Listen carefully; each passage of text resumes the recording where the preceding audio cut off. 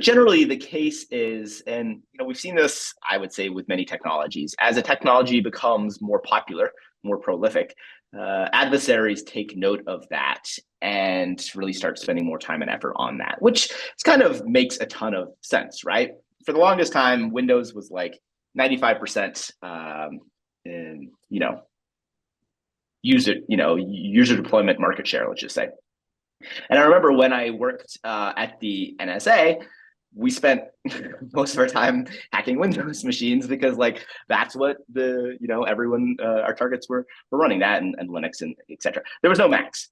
Now though, obviously that's changed. Macs are, especially in the US, pretty common. They obviously don't quite have the Windows share as Windows, but I think there is a clear growth of Macs, especially in the context of the enterprise, becoming more common. And Jamf has made predictions that within the next 5 years, they said 2030, and this was a few years ago, so I don't know if it still holds, but they're seeing trends where Mac adoption is trending towards actual Windows adoption. And at some point, there's going to be an intersection with Macs in the enterprise being somewhat similar, perhaps even overtaking Windows. So, if you're an adversary and you're focusing on hacking, say, enterprise systems, you're going to be very aware of this trend as well, especially as you start seeing Macs popping up. And so if you only have Windows capabilities, you're going to start losing clients, you're losing targets, and at the same time missing out on all new ones.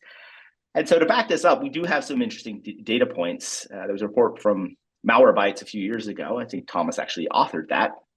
And he talked about the fact that on their Windows endpoints and their Mac endpoints, they actually started to see more detections on their Mac ones. And it was largely adware.